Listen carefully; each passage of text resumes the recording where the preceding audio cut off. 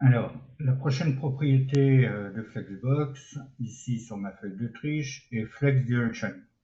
Nous en avons déjà parlé dans la vidéo d'introduction concernant les axes, puisqu'effectivement, c'est cette valeur que nous donnerons à la propriété Flex Direction qui déterminera nos axes. Nous avons 4 valeurs, row, row reverse, column et column reverse. Alors, voyons cela sur notre code. Ici, j'applique la propriété Flex Direction à laquelle je vais donner la valeur row. Ici, rien ne change. Si vous vous rappelez, je vous ai dit que lorsque nous appliquons la propriété displayFlex à notre parent, automatiquement, la valeur par défaut de Flex Direction est row, donc en ligne. Elle suit l'axe principal. Notre axe principal avec row étant, je vous le rappelle, notre axe qui suit le sens d'écriture. L'autre valeur est row reverse. Row reverse. Nous voyons ici un changement. Notre axe principal reste bien toujours notre axe qui suit le sens d'écriture, mais avec la valeur reverse, row reverse, nous inversons le départ et la fin de notre axe. Ici, le départ se situera maintenant à droite et notre fin se situera à gauche. Nous avons inversé le sens de notre axe, puisque comme je vous l'ai dit, l'axe principal avec row et row reverse suit le sens d'écriture du document étant de gauche à droite. Ici, nous inversons les valeurs start et end. Donc start se situe à droite. Mon premier article s'affiche à droite.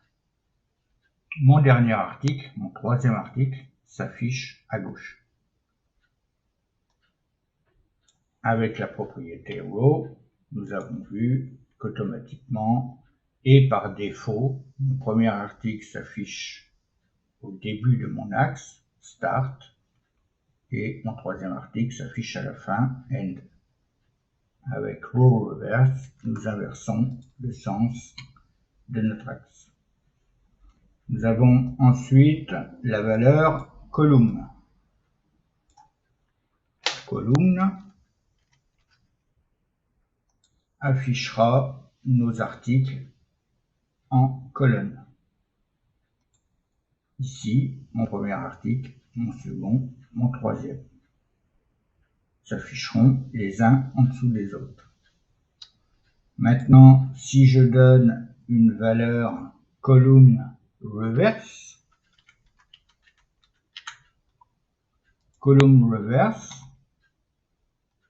avec les valeurs column et column reverse, nous avons dit que notre axe principal cette fois est l'axe perpendiculaire à notre sens d'écriture et notre axe secondaire sera celui qui est parallèle au sens d'écriture. Ici, avec la valeur reverse, column reverse, mon premier article s'affichera en bas, mon troisième article s'affichera en haut. Lorsque j'écris column, mon axe secondaire, mon axe principal est bien mon axe perpendiculaire au sens d'écriture et mon premier article s'affiche au début de mon axe secondaire, de mon axe principal, pardon, et mon troisième article s'affiche à la fin de mon axe principal. Avec la valeur column reverse, nous inversons le sens de notre axe principal. Et mon premier article se situe maintenant en bas et mon troisième article se situe en haut. Donc voilà pour la propriété Flex Direction.